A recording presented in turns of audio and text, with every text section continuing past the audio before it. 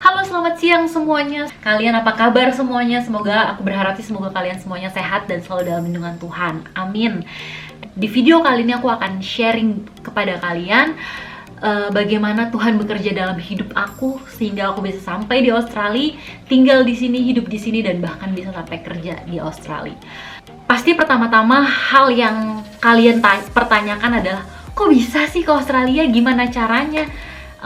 Bisa sampai sana gitu loh. Emangnya segampang itu ya? Well, I can tell you that it's not that really easy. Tapi as long as kalian punya motivation and visi yang kuat tentang suatu hal yang emang kalian pengen lakuin, dan kalian percaya kalian bisa lakuin, it's gonna be happen, guys. It is gonna be happen. So, buat kalian semua yang penasaran alasannya sebenarnya apa sih?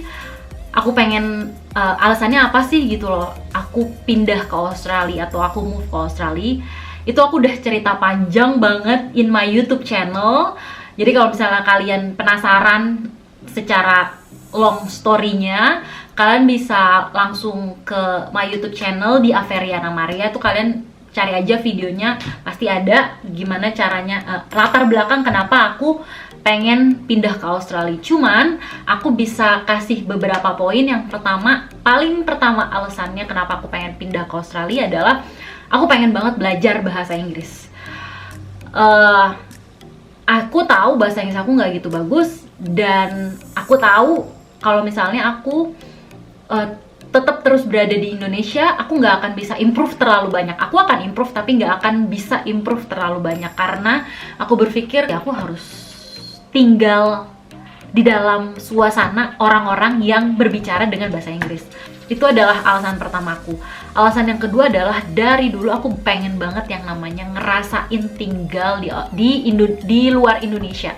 Kayak pengen tahu gitu loh, gimana sih rasanya tinggal di luar negeri? Apa sih bedanya tinggal di luar negeri sama di Indonesia gitu? Gimana sih environment, gimana sih lingkungannya gitu loh? Gimana sih lingkungan kehidupannya, lingkungan kerjanya, sociality-nya, culture-nya, itu yang pengen banget aku belajar. That's the reason why kenapa aku pengen pindah ke Australia. Dan aku juga pengen belajar untuk mandiri di sini.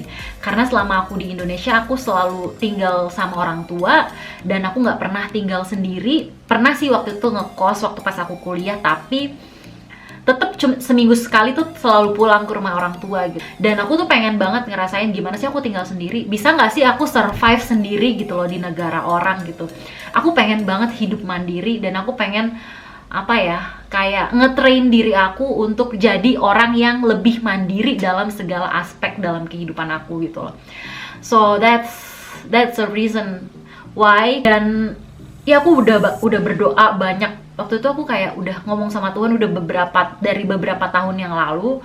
Terus emang aku udah tahu banget aku pengen tinggal di luar negeri, and for some reason tiba-tiba saat aku someday waktu aku buka Instagram gitu, aku lihat di salah satu Instastory temen aku, dia tuh tiba-tiba ada di Australia gitu loh.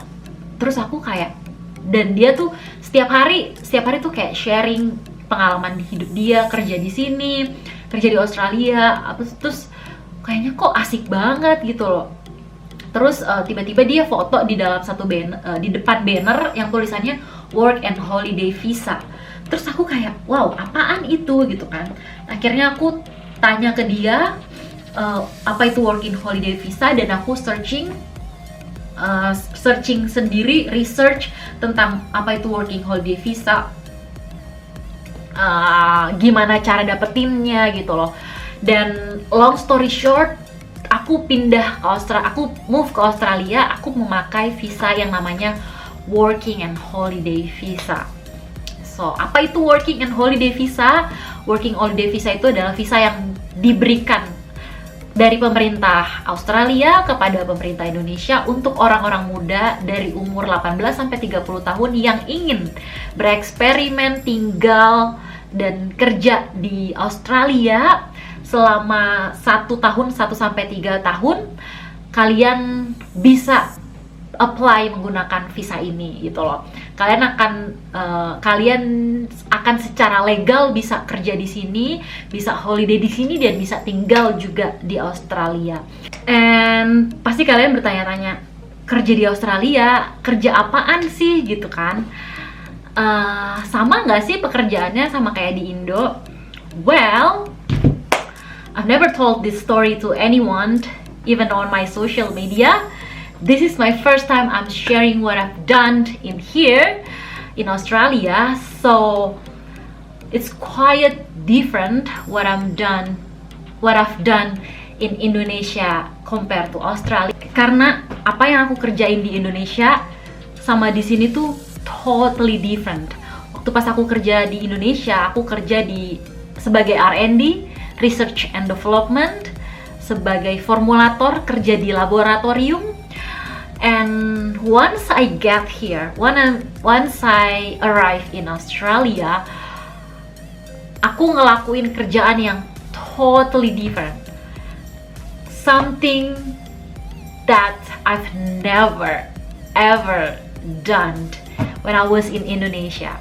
So it's pretty interesting for me ya, tapi aku nggak tahu buat orang lain. Tapi itu sangat-sangat interesting buat aku karena aku nggak akan mungkin ngelakuin kerjaan yang aku lakuin di Australia saat aku berada di Indonesia gitu loh. So I'm working in the hospitality industry in here, and then recently I'm working in the shearing industry. So when I'm talking about hospitality industry, it means aku bekerja di cafe-cafe as a waiters, as a kitchen hand, terus sebagai customer service juga. And my current job at the moment adalah aku bekerja sebagai shed hand in shearing industry. So ini agak sedikit berbeda sama hospitality industry karena kalau misalnya hospitality itu berhubungan dengan customer service, tapi kalau ini aku berhubungan dengan farming, berhubungan dengan domba-domba. So it's pretty, you've never ever meet job something like this back in Indonesia, karena aku rasa kita nggak punya shearing industry ya di Indonesia. So it's pretty new for me, it's good experience, and it's pretty fun. Aku boleh cerita sedikit tentang shearing industry di around of Australia. Itu banyak banget farming yang memproduksi atau membudidayakan sheep atau domba. Nah, biasanya domba-domba ini dibudidayakan ada yang untuk dijual dagingnya, ada juga yang untuk dijual woolnya ke manufacturing untuk proses pembuatan pakaian gitu. Jadi apa yang aku kerjain itu adalah aku memisahkan good wool sama bad wool gitu loh. Dan nanti good woolnya akan dikirim ke manufacturing untuk diolah lagi, dan bad woolnya juga tetap akan dikirim ke manufacturing, cuman digunainnya bukan untuk pembuatan baju. Kerjaan yang aku lakuin selama 1,5 tahun belakangan ini memberikan aku banyak banget pelajaran dan memberikan aku banyak banget experience yang bisa aku ceritain ke teman-teman aku, kepada kalian, dan kepada orang-orang terdekat aku dan di lingkungan aku gitu. It's a really good experience. Kamu ketemu banyak orang, kamu ketemu banyak orang-orang baru, lingkungan kerja yang baru, belajar banyak hal yang baru yang kamu nggak bisa pelajarin saat kamu ada di Indonesia. So itu adalah pengalaman aku selama aku kerja di Australia. And selain itu juga aku banyak banget ketemu teman-teman baru di sini, orang lokal atau mungkin dari negara lain sesama work and holiday visa, dari negara Eropa, negara Asia yang lain, Korea, Jepang, Thailand, China, Jerman. Banyak banget ketemu teman-teman baru, belajar culture mereka yang baru. So it's pretty fun guys. aku merasa beruntung banget dan merasa diberkati banget dan merasa memang ini adalah jalan Tuhan buat aku. Kenapa? Karena mendapatkan visa ini bukan suatu hal yang mudah. I'm not talking about the requirement-nya. Aku nggak berbicara tentang dokumennya, karena dokumennya kita bisa siapin sendiri. Tapi untuk mendapatkan kuota ini bukan suatu hal yang mudah. Kalau bukan karena mukjizat Tuhan dan izin dari Tuhan, aku rasa aku nggak mungkin bisa dapetin visa ini. Karena visa ini kuotanya cuma sedikit, sementara orang yang ingin memiliki visa ini tuh banyak banget. So aku merasa adalah salah satu orang yang cukup beruntung, dan aku merasa memang ini adalah jalan Tuhan. Karena melalui visa ini aku bersyukur aku masih bisa support keluarga aku, bukan cuma keluarga inti aku, tapi orang-orang di sekitar aku juga gitu. So I'm pretty happy with that. Buat perpanjangan tangan aku juga, Tuhan bisa memberkati lebih banyak orang juga gitu loh. So aku pikir segitu dulu aja untuk sharing hari ini guys. Makasih untuk semuanya yang udah dengerin video aku hari ini. Aku hanya punya satu pesan untuk kalian. Jangan pernah takut untuk bermimpi. Mimpilah sebesar-besarnya guys. Dan setelah kalian punya mimpi, satu yang harus kalian lakukan adalah kalian berdoa sama Tuhan.